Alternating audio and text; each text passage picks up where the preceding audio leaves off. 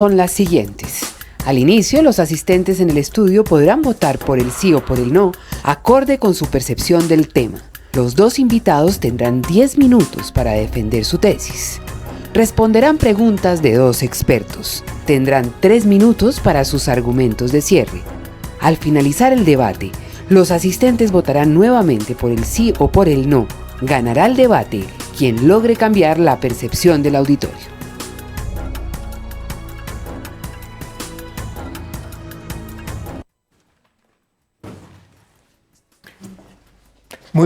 Muy buenas tardes, bienvenidos nuevamente a Sí o No, el poder de los argumentos, un espacio de debate, de discusión, de análisis organizado por la Pontificia Universidad Javeriana y por el portal noticioso La Silla Vacía. La pregunta que tenemos para el debate de hoy, aunque parece un poco compleja, pero si la miramos con cuidado podemos entender el valor de la misma. La pregunta es, ¿le está dando el presidente Santos al manejo de la economía la importancia que merece? Antes de empezar ya el debate con nuestros invitados y de presentárselos a ustedes, veamos un video que presenta la opinión de algunos ciudadanos que respondieron previamente la pregunta. Sí, me parece que sí, porque está invirtiendo en vías, está invirtiendo en vivienda y creo que esas son las bases fundamentales para una buena economía. La verdad no, pues porque yo creo que hay mucha inequidad social y pues con tantos recursos que tiene el país debían ser mejor invertidos, se debía haber más la plata y la equidad para todos. Demasiadas falencias de tipo económico y falta de gestión de tipo gerencial. Ese cuento de la guerrilla y de la paz es un cuento sofisticado, eso aquí no hay paz. Y toda la plata la están gastando paseando en Cuba, gastarse el dinero y todos los días nos mete un impuesto más, todos los días un impuesto. Yo creo que está un poquito equivocado, debería hablar mejor con los ministros. Las tasas de interés súper altas, la economía, el paro de los camioneros, tanto problema que tenemos. Para mí el presidente no le está dando la importancia suficiente que tiene la necesidad económica de un país en desarrollo y está enfocando muchos recursos hacia el proceso de paz, que son muy importantes y es un proceso muy importante, pero está descuidando otros procesos y está usando maquinarias distintas a las de desarrollo. En este momento para mí lo más importante de la economía del país es luchar por reducir las desigualdades. Eso es para mí la apuesta económica de Santos. Lo está haciendo bien, está apostándole a eso, espero que lo haga mejor. La economía de nosotros es muy baja, no hay empleo, no hay trabajo.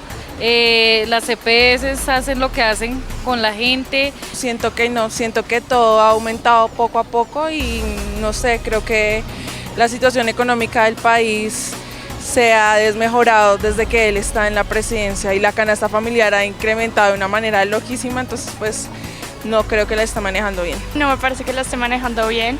Considero que la mayoría de repercusiones que tenga el proceso de paz en la economía no van a ser de manera positiva por la reintegración de los desmovilizados.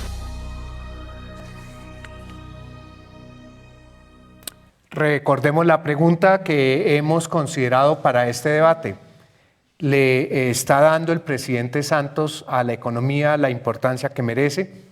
Nos acompañan en el estudio de televisión del Centro Ático esta tarde para adelantar el debate dos importantes economistas del país. Tenemos por el sí al viceministro de Hacienda, el doctor Andrés Escobar. Doctor Escobar, viceministro, bienvenido nuevamente a la Universidad Javeriana y muchas gracias por haber aceptado participar en este debate. A ustedes y a la Silla Vacía, muchas gracias por la invitación.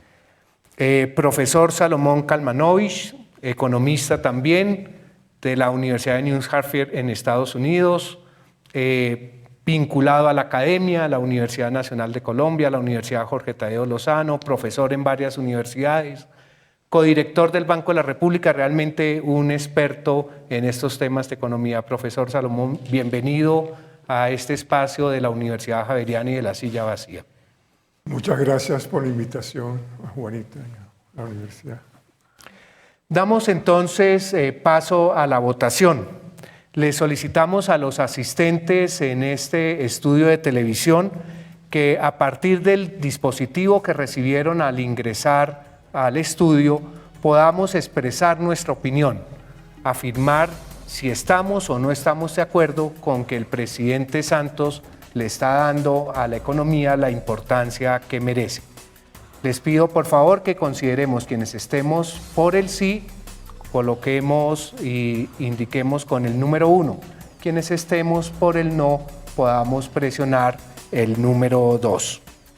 Quienes nos están siguiendo en este momento por vía streaming pueden igualmente participar del debate a través del sitio web www.javeriana.edu.co.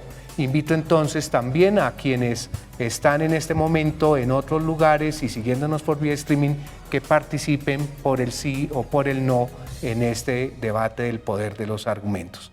Podemos entonces presionar y hacer la votación correspondiente. Mientras tenemos los resultados de la votación, quisiera presentarles a nuestros acostumbrados periodistas que participan de este debate. La directora de La Silla Vacía, Juanita, bienvenida Juanita a este debate. Juanita León. Y José Vicente Arizmendi, director de la emisora Javeriana Estéreo. José Vicente, bienvenido al debate nuevamente. Estamos esperando los resultados de la consulta. Tenemos entonces ya, me informan acá internamente, por el sí, el 36% de quienes están en este momento en el estudio de televisión votaron por el sí. Sí, el presidente Santos le está dando la importancia suficiente a la economía de este país. La diferencia, el 74%, 64% dijeron que no. Repito entonces los resultados de la votación: 64% no, 36% sí. Por fuera de cámaras hemos hecho una votación previa, una elección previa para quién empieza el debate. Recordemos que las reglas del debate es que durante 10 minutos cada uno de nuestros economistas invitados presentan sus argumentos. Primero uno, 10 minutos, después el otro, otros 10 minutos.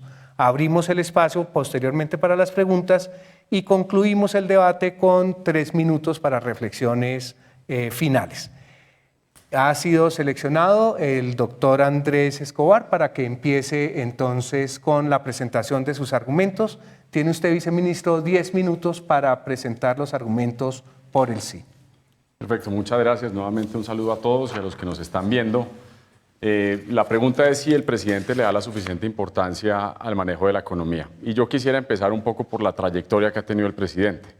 El presidente fue ministro de Hacienda y le tocó supervisar la salida de Colombia de la peor crisis fiscal y económica que ha tenido el país en toda su historia. Él conoce la importancia de la solidez que tiene una economía sólida, la importancia de comunicar bien las estrategias al país, de que haya confianza en hogares, en empresas, en inversionistas extranjeros, porque la economía en últimas funciona si la confianza en que las cosas van a ir mejor funciona. Entonces, él hizo un trabajo muy importante como ministro de Hacienda y cuando llega como presidente de la República en el año 2010, impulsa y el Congreso lo acompaña en 3 reformas muy importantes que muestran la importancia que le da el presidente a este tema del manejo de la economía. Por un lado está una reforma constitucional que crea la sostenibilidad fiscal como un bien que va en beneficio de todos los colombianos. En segundo lugar, aprueba una reforma muy profunda a la redistribución de las regalías en el país, que estaban muy concentradas en unos entes territoriales muy reducidos, en un número muy reducido. Y finalmente, aprueba en 2011 la regla fiscal, que también es una ley de la República. Gracias a esas 3 reformas, Colombia logra recuperar una calificación crediticia por parte de las agencias calificadoras de riesgo por encima del grado de inversión. Ese es un logro muy importante. Colombia lo había perdido a finales de los 90 a raíz de esta gran crisis de finales del siglo pasado y gracias a la recuperación del grado de inversión, Colombia ahora puede acceder a un conjunto mucho más amplio de inversionistas extranjeros que vienen a Colombia, que están dispuestos a traer recursos a Colombia, tanto para financiar al gobierno como para financiar proyectos de inversión del sector privado. Y ese ha sido un cambio cualitativo en la historia fiscal reciente del país. Antes de que se cayera el precio del petróleo a finales de 2014, el déficit fiscal bajó sustancialmente en los primeros años de la administración Santos.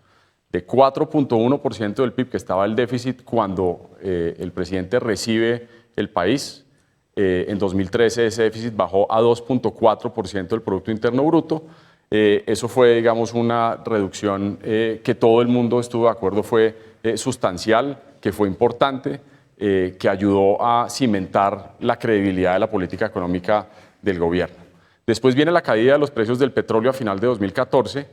Nosotros hemos tenido varias reuniones digamos, de rutina con el Fondo Monetario en las visitas que nos hace a nosotros y cuando nosotros vamos a verlos en Washington, y ellos tienen una especie de consenso al interior de sus equipos técnicos que dicen que ningún otro país de la región ha sufrido un choque tan grande como el que ha sufrido Colombia por cuenta de la caída de los precios del petróleo. Gracias a ese desplome de los precios del petróleo, el gobierno perdió el 20% de todos sus ingresos, cerca de 24 billones de pesos, pero tiene una ley de regla fiscal que obliga al país a tener una disciplina muy grande independientemente de esa pérdida de ingresos. Temporalmente, un grupo de personas independiente al gobierno, que es parte de la institucionalidad de la regla, le ha dado al gobierno un permiso de tener un déficit fiscal un poco mayor, pero a partir del próximo año ese déficit tiene que reducirse de una manera muy importante hasta el año 2022. Eso está directamente contemplado en esta regla fiscal que fue impulsada por el presidente en el año 2011 y aprobada por el Congreso. Para mantener los niveles de gasto que tiene el gobierno hoy en día, que permiten que más de 24 millones de personas estén en el régimen subsidiado de salud, que cerca de 8,5 millones de niños vayan gratis al colegio, que 1,5 millones de ancianos tengan acceso a subsidios a través del programa Colombia Mayor, y que más de 2,5 millones de familias estén cubiertas por Familias en Acción y que además se construyan las carreteras, los colegios y se cubran los demás frentes de gasto que tiene dentro de su plan de desarrollo el gobierno, es necesario compensar parte de los ingresos que se perdieron por cuenta de la caída de los precios del petróleo. Y por eso es que en este momento se ha anunciado que este semestre iremos al Congreso con una reforma tributaria estructural que lo que busca es permitir que continúen esos gastos tan importantes que se han venido consolidando en el país, pero respetando las restricciones que impone la regla fiscal, porque, como ya lo dije al principio, el presidente es totalmente consciente de la importancia que la disciplina fiscal sea creíble, que se vean las acciones que se han tomado y que hacia adelante el compromiso continúa para que cuando el presidente le entregue la administración del país a su sucesor, pues las finanzas públicas vayan en camino de cumplir con lo que la regla fiscal promete. Ahora, este no es solo un tema de aumentar los ingresos a través de impuestos. Lo que ha hecho el gobierno también ha sido un esfuerzo muy grande en recortes de gasto para cumplir con estas metas de la regla fiscal. Y esos recortes, para darles una idea de cómo han sido en los últimos años, en el año 2014 el recorte fue de 0.7% del PIB, cerca de unos 6 billones de pesos. El año pasado fue de más de un punto del PIB, más de 8 billones de pesos, y este año el recorte también se acerca a los 8 billones de pesos. Muy importante acá, los recortes de gasto son difíciles de discutir con el Congreso de la República, por supuesto, pero son especialmente difíciles de discutir con los demás ministros del gabinete, porque los demás ministros del gabinete tienen unas metas que están en el plan de desarrollo, tienen unas metas que tienen la intención de cumplir en materia de coberturas, de kilómetros de carretera, etcétera, pero a la hora de juntar la importancia de cumplir con la restricción fiscal frente a estas metas del plan de desarrollo, lo que ha dicho el presidente, y eso ha sido fundamental para el Ministerio de Hacienda, es que unas finanzas públicas sanas son el pilar fundamental de una economía que marche bien, a pesar de las dificultades que estamos viviendo, y por eso el presidente ha acompañado al Ministerio de Hacienda en aprobar esos recortes de gasto que, por supuesto, hacen que los distintos sectores del presupuesto sufran. A nadie le gusta que le recorten los recursos, pero él es plenamente consciente de que si no cumplimos con las metas que nosotros mismos nos hemos impuesto y que le presentamos al Congreso para que nos las impusiera a través de la regla fiscal, pues Colombia estaría perdiendo la credibilidad que ha ido cimentando después de esa gran crisis fiscal de finales de los años 90 y que hoy en día nos ha devuelto el grado de inversión y ha hecho que las distintas calificadoras, agencias, inversionistas que miran a Colombia desde afuera digan, claro, Colombia está creciendo menos que antes, pero es de resaltar la forma en que Colombia ha logrado resistir ese choque tan grande que recibió de afuera y tener una de las tasas de crecimiento más altas entre los países más grandes de América Latina. Finalmente, el impulso que se le está dando a la educación en este gobierno pasó a ser el renglón más grande del presupuesto, y el énfasis que se le está dando a la construcción de infraestructura de transporte, pues lo que muestran es una apuesta muy importante por el crecimiento de largo plazo de la economía. Entonces creo que argumentar que el presidente no le importa o no le da la suficiente importancia al manejo de la economía, pues es algo completamente incorrecto, porque si algo conoce el presidente es de la importancia que una economía bien manejada tiene dentro de una crisis muy difícil internacional que está golpeando a Colombia más fuerte que nunca antes, pero con la plena conciencia de que si nosotros somos capaces de cumplir con las metas fiscales, pues tendremos una economía sana. Finalmente, creo que me quedan un par de minutos, quisiera mencionar una apuesta muy grande que está haciendo el presidente y que, por supuesto, tendrá una cantidad de repercusiones positivas en la sociedad colombiana, pero una de esas repercusiones será en la economía, es la búsqueda de la paz. La paz es un lastre para el crecimiento en Colombia. Eso está suficientemente documentado en los distintos trabajos académicos que pues son muy abundantes en el país, y las posibilidades que tiene Colombia de crecer hacia adelante invirtiendo más en educación, invirtiendo más en infraestructura y logrando conseguir la paz, pues creo que muestran el énfasis que el presidente Santos le está dando al manejo de la economía como un motor para que aumente el bienestar de la sociedad. Muchas gracias, viceministro Escobar. Si ustedes me permiten, diría y podría consolidar la intervención de estos 10 minutos del viceministro en 4 ideas centrales. El presidente Santos, a través de sus acciones, generó confianza en la economía colombiana. Segundo, se comprometió con ella a través de reformas constitucionales y legales. Tercero, se generaron resultados en términos de credibilidad. Y cuarto, ha desplegado una serie de estrategias que permiten tener una mirada positiva de la economía colombiana en el largo plazo a través de la reforma tributaria estructural, la educación, la infraestructura. Todo esto en el contexto de paz. Es el argumento del sí, y ahora entonces le damos la palabra al profesor Salomón Kalmanovich, quien va a argumentar en favor del no. El presidente Santos no le ha dado la importancia suficiente a la economía colombiana. Profesor Salomón. Bueno, muchas gracias. Quiero decir primero que todo que el presidente Santos ha hecho una buena labor en la infraestructura, cambiando el esquema que antes estaba como muy corrupto y clientelista, a favor de un sistema por medio de subastas públicas mucho más transparente y que ojalá tenga resultados. Otro elemento que me parece que hay que destacar de su buena gestión es obviamente la paz. Desafortunadamente, tal como van las cosas, no va a haber fondos suficientes para poder afrontar el posconflicto. Y ahora les voy a explicar por qué. Yo creo que el presidente Santos ha manejado la economía con criterios de corto plazo, subordinándola a necesidades políticas que lo han conducido a una situación compleja de la cual ya no es fácil escapar. En su campaña presidencial de 2010, Santos se comprometió con las políticas de su predecesor, que redujo impuestos no solo a las empresas petroleras y mineras en medio de un auge inaudito de sus precios internacionales, sino también a las personas de altos ingresos.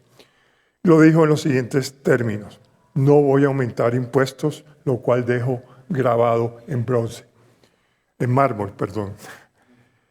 Esta era una política irresponsable porque se perdió una oportunidad de oro para aumentar el recaudo tributario y el ahorro de la economía frente a una bonanza que ciertamente no podía considerarse eterna o perpetua. Eso lo entendieron otros países que no Colombia. Dijeron que Colombia es el que más crece, no sé qué. Momentico. Entonces, Chile y Perú obtuvieron superávit fiscales grandes durante la bonanza. Chile obtuvo 8 puntos del PIB en superávit en 2005. Perú, 3%. Entonces ellos conformaron unos fondos en dólares que invirtieron fuera de sus países, los que les permitió tener revaluaciones moderadas cuando empezó la estorcida, cuando empezó el auge, y asimismo devaluaciones menos extremas cuando se cayó el auge de las commodities, de las materias primas. Y entonces Colombia, por el contrario, no hizo ningún ahorro, al contrario empezó a generar déficit fiscales en medio de esta enorme bonanza, como lo registró Andrés muy bien. Y entonces Colombia cogió unas revaluaciones muy fuertes y pues cuando se revirtió la situación, devaluaciones también extremas, 70% tuvimos de devaluación, compárese con 30-40% que tuvo Perú o Chile, incluso México, que depende tanto del petróleo, también fue mucho más moderada pues, el movimiento en ambas direcciones. Y esto hizo que la inflación colombiana fuera mayor a la de los demás, 8.6% llevamos este año, gracias a esa devaluación tan fuerte del peso, más del triple que las de Chile y Perú. Entonces, primero debemos entender que la economía, la macroeconomía, no fue bien manejada ni por el presidente Uribe ni por el presidente Santos. Ahora bien, una falta de ahorro macroeconómico es equivalente a un exceso de gasto, tanto público como privado. Y el exceso de gasto conduce a varias consecuencias. Una es que se importa más de lo que se exporta, lo cual pues no se notaba mucho mientras teníamos el auge petrolero. Pero una vez que empezó a caer, se tornó en una calamidad. El valor de las exportaciones se reduce drásticamente y, bueno, eso hace que el déficit comercial y el déficit en cuenta corriente del país se disparen. El déficit en cuenta corriente del 2015 fue 19.000 millones de dólares. Pues en esta cuenta se incluyen los intereses de la deuda y las remesas que hacen los inversionistas extranjeros. Este déficit contribuye nuevamente a que la devaluación sea mayor y de nuevo le pega a la inflación. El presidente Santos prometió también que trabajaría con mucha ortodoxia económica, lo cual fue reflejado en la aprobación de una regla fiscal por el Congreso en julio de 2011. La regla se comprometía a no superar el 2.3% del PIB en 2014 y 1.9% en 2018. Sin embargo, ya se rompió la regla fiscal. En el 2015 tuvimos 3% del PIB, el proyectado para 2016 es casi 4% del Producto Interno Bruto. Entonces, a pesar de que durante su primer mandato la bonanza se extendió prácticamente hacia fines del 2014, el gobierno mantuvo déficit fiscal, lo recortó de 4 a 2%, pero no lo eliminó. Y tenía la posibilidad tenía este auge espectacular y la economía inflada y la gente con mucha plata hubiera podido aumentar impuestos, no lo hizo. Entonces, en vez de hacer una reforma tributaria estructural a fondo que llevara a la equidad en el recaudo tributario, lo que hizo fue 2 reformas que fueron medidas cosméticas que a duras penas aumentaron el recaudo. Sí lo aumentaron en algo, pero no lo suficiente.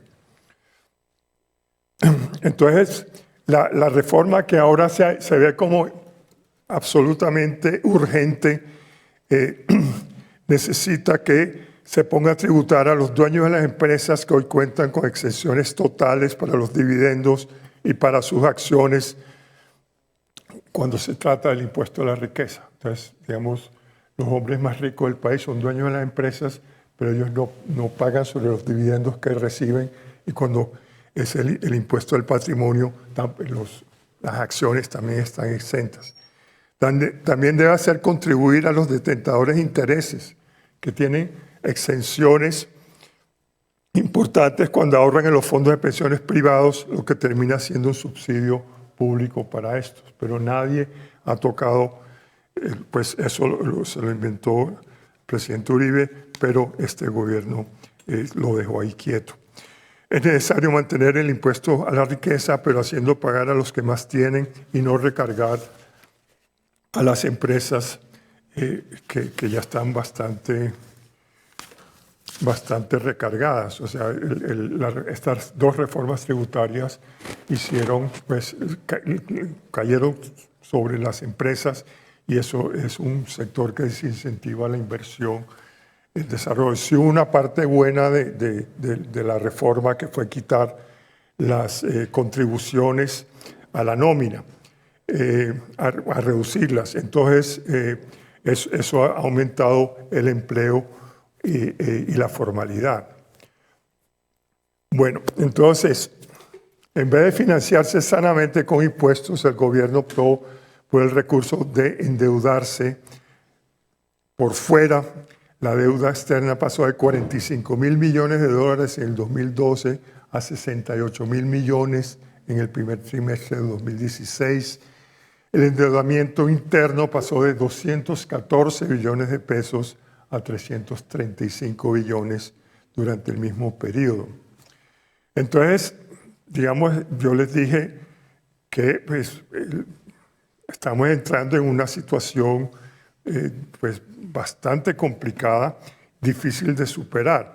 La calificadora de riesgo Fitch redujo la calificación de la deuda colombiana local de BBB más a BBB, con perspectiva negativa. O sea, esa es una amenaza de que si no hace pues, esta es una reforma tributaria de verdad, va a perder todavía más calificación. O sea, va a perder pues, digamos, el grado de inversión que fue tan importante para conseguir financiamiento externo relativamente barato. Las razones enumeradas por Fitch fueron las siguientes. El grado de inversión corresponde a países con déficits fiscales de 2,5 puntos del PIB. Ya sabemos que estamos cerca al 4. El déficit en cuenta corriente de la balanza de pagos para los países que tienen este grado de inversión pues no debe superar el 2,5% del PIB. En nuestro caso es 6% del PIB. O sea, que hay 3 veces más. La deuda externa total, pública, privada, pasó del 37% al 48% del Producto Interno Bruto, lo cual introduce dudas sobre su sostenibilidad. Por eso es que le da la perspectiva negativa a la deuda, por ahora, pues la deuda en pesos. Pero también, digamos, los inversionistas extranjeros traían dólares, los volvían pesos y compraban bonos. Bueno, para terminar, la bonanza nos ocultó las feas realidades de unos desequilibrios macroeconómicos que no se enfrentaron a tiempo. Eso nos llevó a pertenecer al grupo de países privilegiados con el grado de inversión que abarata los costos del endeudamiento. Hoy nos comenzamos a dar cuenta de que estamos en el club equivocado. Muchas gracias, profesor Salomón Kalmanovich, por su reflexión en estos 10 minutos que él planteó el no manejo por parte del presidente Santos adecuado de la economía colombiana. Señaló los siguientes argumentos de manera que quisiera recoger de manera genérica. Primero, un manejo de corto plazo de la economía colombiana, subordinadas a intereses de orden político. Segundo, pérdida de la oportunidad de reducir el déficit fiscal o mejorar, si lo queremos desde otra perspectiva, el superávit fiscal, originado en aumento de gasto público y no una adecuada recolección de ingresos. Una ruptura de la regla fiscal y una deuda externa creciendo. Todo lo que ha llevado a un desequilibrio macroeconómico es el planteamiento que hace el profesor Salomón Kalmanovich sobre el manejo de la economía colombiana. Agotadas estas dos intervenciones, entonces pasamos a las preguntas de nuestros periodistas. Inicia Juanita León, la parte directora de La Silla Vacía, con las primeras preguntas. Bueno, yo tengo una pregunta para ambos y la manda un usuario que se llama Martín Romaña y él dice: ¿era previsible este periodo de vacas flacas? ¿El gobierno hizo lo suficiente para que la economía tuviera motores diferentes al minero energético? Entonces, La pregunta para los dos. O sea, ¿era previsible o no era previsible? Y hicimos las cosas necesarias para prever. Bueno, a la pregunta que hace Martín, yo diría lo siguiente. Es muy fácil y pues hay un dicho muy común que es fácil ser general después de la guerra. Entonces, ahora que se cayó el precio del petróleo, mucha gente dice, pues era obvio que se iba a caer el precio del petróleo. Pero cuando se hizo el presupuesto del 2015, que el presupuesto de 2015 se hace con un precio que no define el gobierno y pues todos los presupuestos desde la regla fiscal. El precio del petróleo que entra en el presupuesto no lo hace el gobierno, lo hace un comité de expertos externos al gobierno, ex gobernadores del Banco de la República, ex ministros de Hacienda, ex directores de planeación, decanos de facultades de economía. Y lo que nos dijeron ellos en 2014 para 2015 es sí, siga haciendo las cuentas asumiendo que el precio del petróleo va a ser $100. Hasta mediados de 2014 nadie veía o no era el consenso que los precios del petróleo se iban a caer.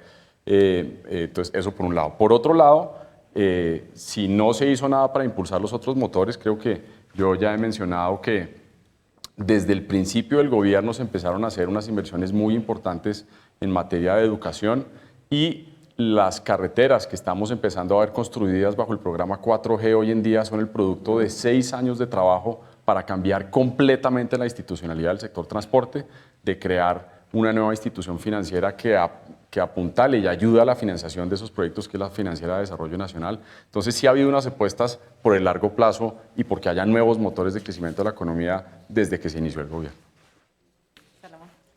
Bueno, digamos, eso, como les comenté, varios países sí previeron que la bonanza no era permanente.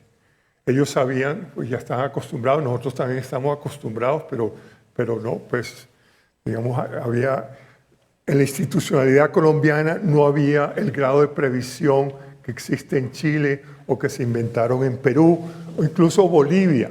Bolivia, que tuvo un auge del gas natural muy fuerte, ahorró gran parte de ese auge por fuera de la economía boliviana y hoy día la economía boliviana sigue creciendo al 5 o 6%, Perú está creciendo al 4%, Chile está un poco, pues está creciendo menos, pero tiene su grado de inversión salvaguardado porque cuidó sus equilibrios macroeconómicos. Nosotros no los cuidamos.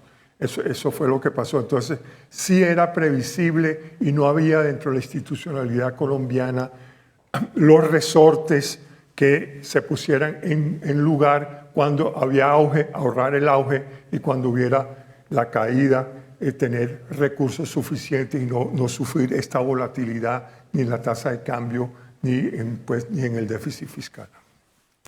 José Vicente. Doctor Escobar, probablemente algunas personas que estén viendo este debate se podrían preguntar si una prueba de que no se le está dando en este gobierno suficiente importancia al manejo de la economía es que una reforma fiscal que se ha calificado como urgente, como indispensable, parecería estar esperando al mundo de lo político y por lo tanto en este caso lo económico está subordinado a un plebiscito, en fin. ¿No sería esa una prueba de que no se le está dando suficiente importancia? Pues lo que dijo el presidente y lo ha hecho el ministro de Hacienda, José Vicente, es que la reforma tributaria debe ser presentada, discutida en el Congreso este semestre y aprobada este semestre. Eso se está diciendo desde el año pasado. En algún momento se pensó en la posibilidad de que esa discusión se iniciara desde que inició el Congreso sus sesiones de marzo. Por distintas razones esa discusión se movió para el segundo semestre y yo coincido con Salomón cuando dice que las calificadoras de riesgo le han hecho con esta, manteniendo la calificación pero dándole a Colombia una perspectiva negativa, le están dando un aviso de que nosotros estamos esperando que el gobierno cumpla con lo que se comprometió y el compromiso es que la reforma se discuta antes de que termine este semestre y sea aprobada por el Congreso. En eso el compromiso del gobierno no ha cambiado y la intención es pronto ir al Congreso y en diciembre tener esa reforma aprobada estructural, completa y que muestre la senda que tiene que seguir Colombia para converger a la regla fiscal, que más adelante creo que tenemos una oportunidad de contrapreguntarnos. Tengo un punto ahí importante para contestar algo que dijo el doctor Salomón. Solo una contrapregunta con eso, para que ustedes la puedan presentar y no coincida con la campaña de plebiscito, el plebiscito tendría que votarse a finales de septiembre. Si los tiempos de la paz no dan para aprobar el tratado final para agosto, ¿ustedes considerarían hacerlo por la vía del fast track? Ese es un tema sobre el cual yo no me pronuncio, no me corresponde a mí escoger el canal, pero la decisión de que este es el semestre en que la reforma se tiene que discutir y aprobar no ha cambiado, y ese es el anuncio que aquí reitero públicamente. José Vicente tiene una pregunta para el profesor Kalmanovich. Sí, profesor Kalmanovich, cuando arrancaba el primer gobierno de Santos, los ciudadanos oímos decir que iba a haber unas locomotoras que eran las que iban a mover la economía, y esto es una imagen que nos sirvió a todos probablemente para formarnos al menos una idea de algo tan complejo como suele ser la economía. Después del tiempo que ha pasado, ¿qué balance hace usted sobre esas anunciadas locomotoras? ¿Cree que ese sería un buen argumento para demostrar que no ha habido un manejo suficientemente importante en este gobierno de lo económico? José Vicente, yo creo que las locomotoras hubieran podido dársele mucho combustible si el gobierno decide ahorrar la bonanza. Hubiera tenido pues superávit fiscales que se hubiera podido estar gastando ahora en vez de hacer estos recortes tan fuertes de 6, 8 billones de pesos al año. Entonces, pues las locomotoras, y digamos, si uno ve el largo plazo, y pues yo no quiero ser un general que gana la guerra desde el escritorio, pero es perfectamente previsible. Uno mira los términos de intercambio del país en el largo plazo, y eso es una cosa que es una montaña rusa. Entonces, ¿por qué pensaron que eso iba a ser perpetuo? O sea, eso no digamos, es el optimismo político contra el realismo económico que debe tener un gobierno y que debe estar detrás de la institucionalidad. Entonces, pues yo no le estoy echando toda la culpa al gobierno Santos. Sobre todo creo que la administración Uribe fue especialmente pues, manisuelta cuando tuvo pues, el inicio de la bonanza, y manirroto, porque también gastaba mucho y devolvía impuestos. Y digamos, eso medio lo corrigió la administración Santos, pero no del todo, porque siguió con el dogma de que en este país no le ponen impuestos a los más ricos. Juanita, sí. Una segunda ronda de preguntas. Yo tengo una pregunta para el doctor Kalmanovich, y es sobre la regla fiscal, porque si uno ve como el caso de Venezuela, que me imagino que es el caso más extremo de manejo irresponsable de la economía, pero en un momento de crisis que un gobierno, aunque se pase un poquito la regla fiscal, haga el esfuerzo por mantenerlo, ¿no es una prueba de que incluso en un momento político difícil está siendo fiel como a su disciplina económica?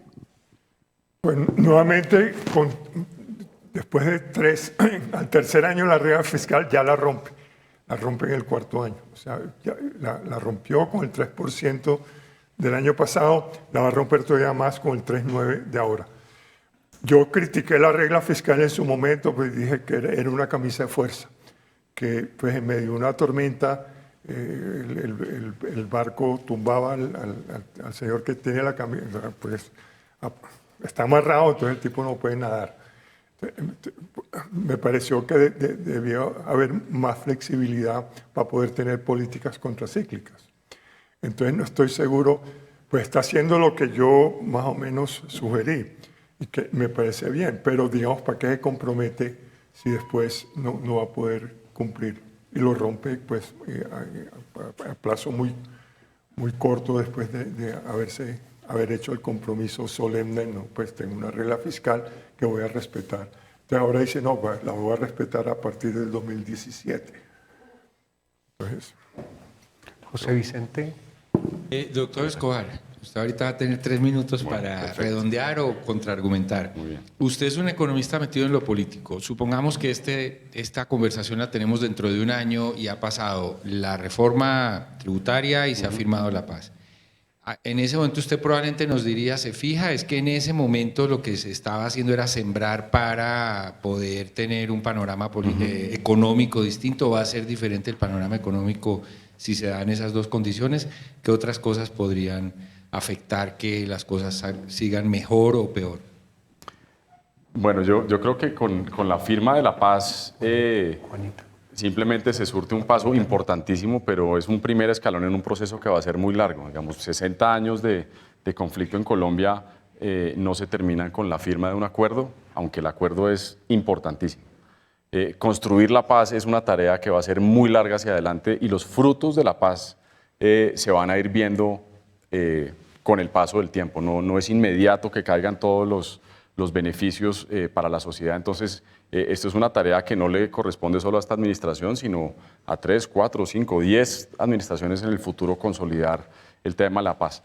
Pero la responsabilidad en lo fiscal y la confianza de los inversionistas locales, de los hogares y de los extranjeros sobre la economía colombiana es fundamental para que haya un crecimiento que ampare ese proceso de paz que continúa hacia adelante y se consolide. Entonces, yo creo que la construcción de la infraestructura, dinamizar el sector agropecuario, que es sin duda el gran perjudicado por todas estas décadas de conflicto, pues es una tarea muy grande, pero con la reforma tributaria lo que estamos sembrando es una de las semillas de muchas otras que tiene que sembrar el Estado colombiano para que digamos, la sociedad progrese, los indicadores sociales mejoren, la violencia se reduzca, la desigualdad en Colombia, que es muy grande, se mejore y la pobreza converja hacia unos promedios latinoamericanos por encima de los cuales todavía estamos y pues tenemos unos retos muy importantes en ese frente. Juanita. Viceministro, yo tengo una pregunta de uno de los que nos está viendo por streaming en la silla vacía, que se llama Juan Castilla. Pregunta qué tan estructural realmente va a ser la reforma tributaria, si están pensando es encargar o en aumentar el IVA a la mayoría de los ciudadanos.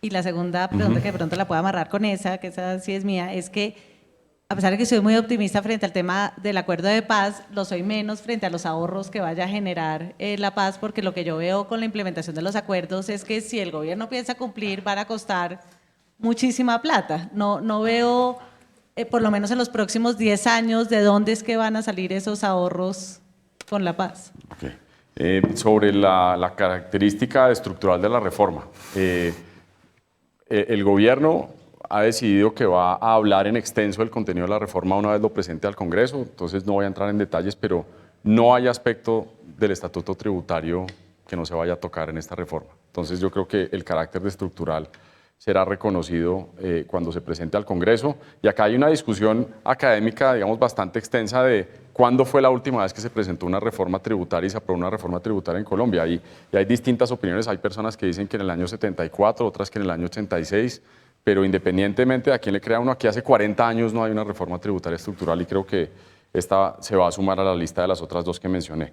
Y sobre los ahorros de los acuerdos, no sé si estoy entendiendo bien el sentido de la pregunta, pero yo no creo que la paz vaya a generar inicialmente unos ahorros.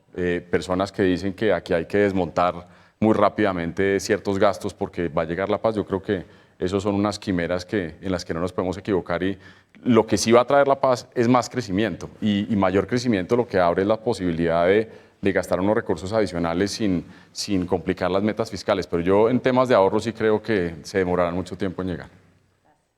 Muy bien. Terminamos esta sección de las preguntas de nuestros periodistas, de Juanita León, directora de La Silla Vacía, y de José Vicente Arizmendi, director de Javeriana Estéreo. Pasamos al tercer momento del debate y es a la presentación de los argumentos de cierre o contraargumentos de lo que acá hemos conversado en torno a la pregunta que nos convoca el debate, sí o no, el poder de los argumentos de esta tarde. Entonces le concedo la palabra al doctor Salomón Kalmanovich para que por favor en 5 minutos tenga usted a bien contraargumentar o plantear sus reflexiones finales en torno a la pregunta si el presidente Santos le ha dado la importancia que merece la economía colombiana. Bueno, no sabría cómo empezar. Pues estaría de acuerdo con Andrés de que uno de los grandes y buenas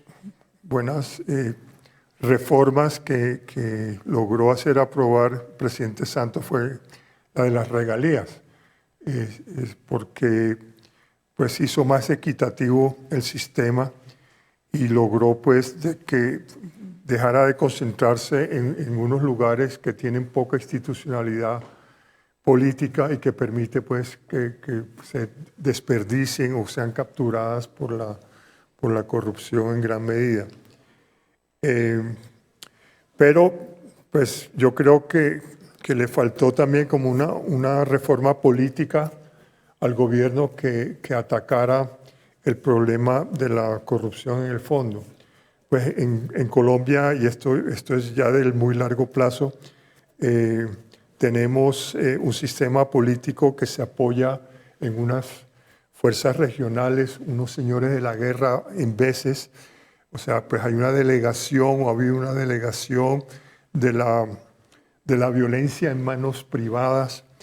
Esa delegación de la violencia también implica que hay movilización de votos, a veces obligados, a veces comprados, por estos señores de cada región. Entonces yo no vi que el presidente Santos le molestara mucho esta situación, más bien se adaptó a ella. Fue el caso de La Guajira, el caso de Sucre. Entonces, si digamos, esta reforma de las regalías hubiera sido profundizada con una reforma política que hubiera aumentado la competencia política y reducido estos reductos de poder, entonces hubiéramos tenido una situación mucho más despejada hacia el posconflicto. O sea, que el posconflicto va a estar, digamos, amarrado a este tipo de estructura política y yo no sé cómo se va a desmontar, porque ya lleva muchísimos años, eso es un siglo. Desafortunadamente, pues cuando ya tenemos un sistema de regalías mejor distribuidas, entonces se acaban, las regalías se acaban. Entonces, pero bueno. Pues nuevamente, en la cuestión de las vías se montó una institucionalidad que es mucho más favorable a que las obras se terminen, por lo menos. Se hace responsable a los contratistas, no se les da todo el dinero hasta que no terminen la obra.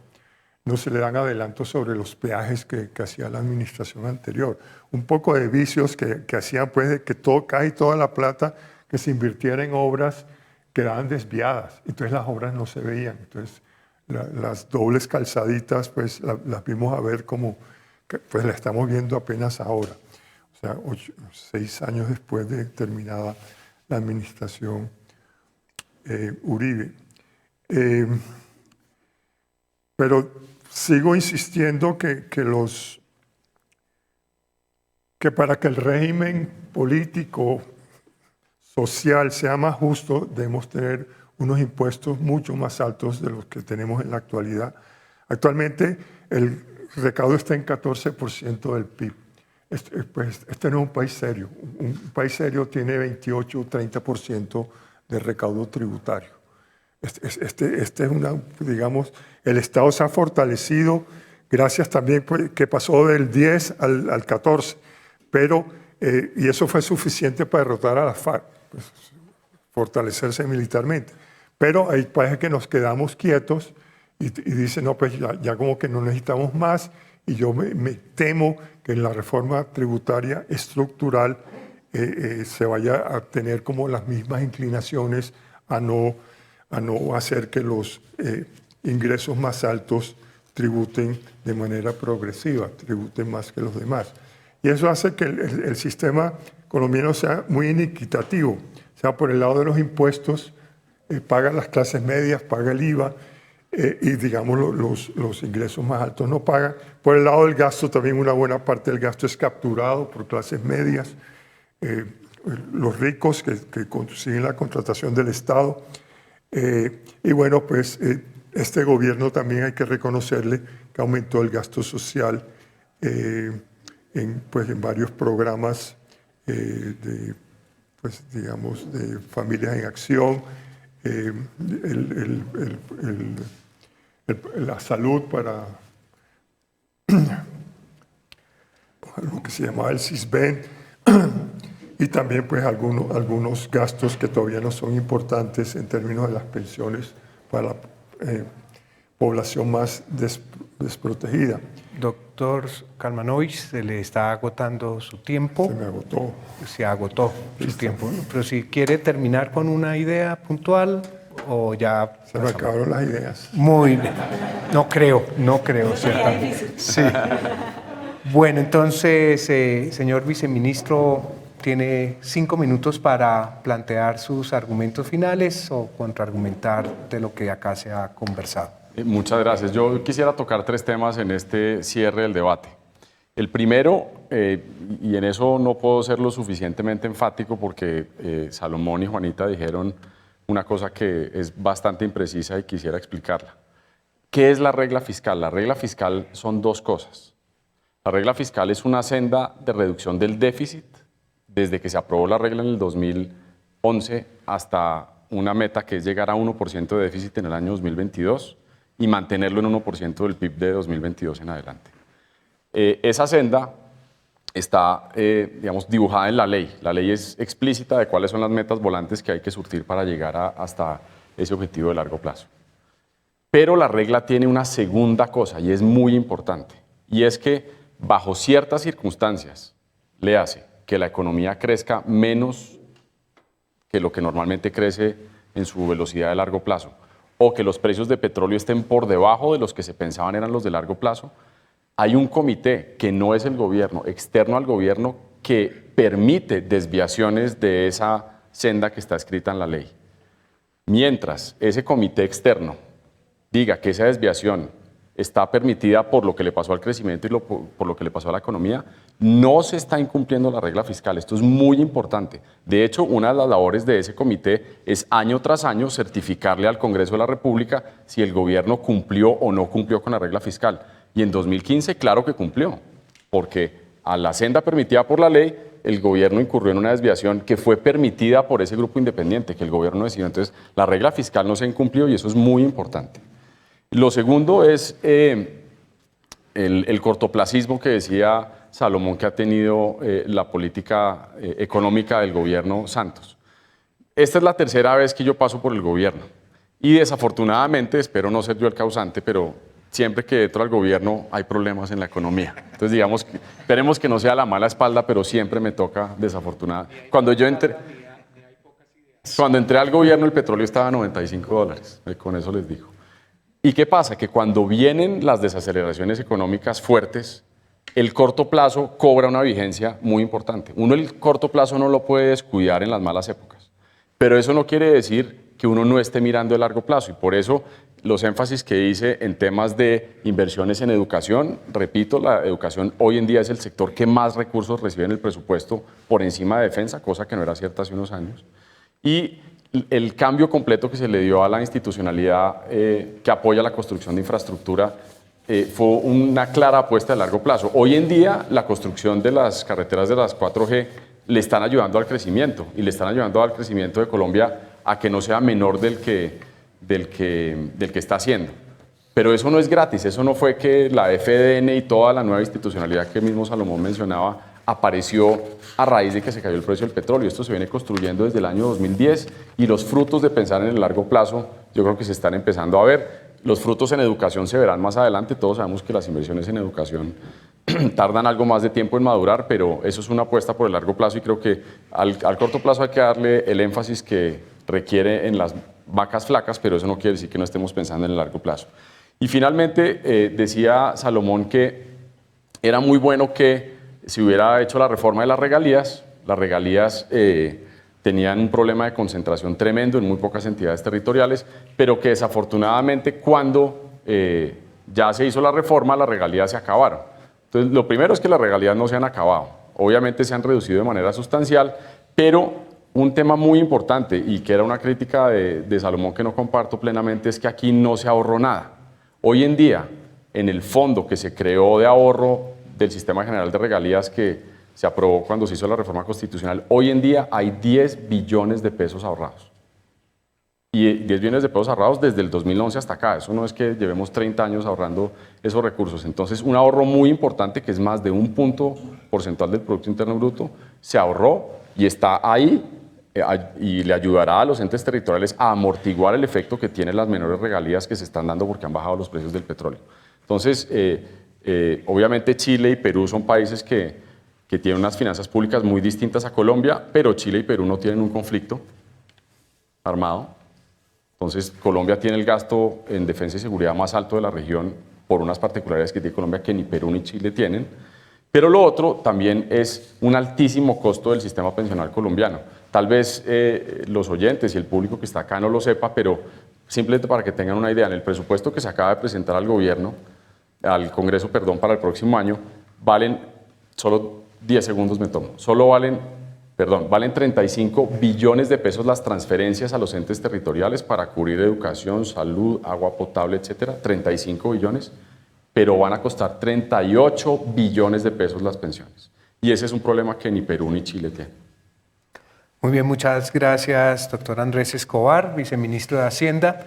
Le propongo ahora entonces al público asistente aquí en el estudio de televisión del Centro Ático de la Universidad Javeriana que utilicemos nuestros dispositivos para votar nuevamente. Recordemos que si desea votar por el sí, es decir, el presidente Santos le ha dado a la economía el manejo que por su importancia merece, por favor indicar con el número 1. Si la posición de los presentes en este auditorio es por el no, ubicar o votar a través del número 2. Recordamos la pregunta, le está dando el presidente Santos el manejo a la economía la importancia que merece. Mientras conocemos los resultados, quiero agradecer de manera muy especial al doctor Salomón Kalmanovich, economista experto, su participación, su presencia, sus reflexiones, sus aportes en este nuevo debate, sí o no, el poder de los argumentos. Doctor Kalmanovich, muchísimas gracias por su presencia. Muchas gracias por invitarme. Igualmente al viceministro de Hacienda, el doctor Andrés Escobar, muchísimas gracias por su participación. Sabemos de su agenda complicada, exigente en estos días, pero también su voluntad y su deseo siempre de participar en estos debates y en estos espacios de discusión de los temas económicos del país. Muchísimas gracias. Gracias a la universidad, a la silla vacía y a Salomón por un debate muy bueno. Igualmente a nuestros periodistas, a la doctora Juanita León, directora del portal noticioso La Silla Vacía. Juanita, muchas gracias.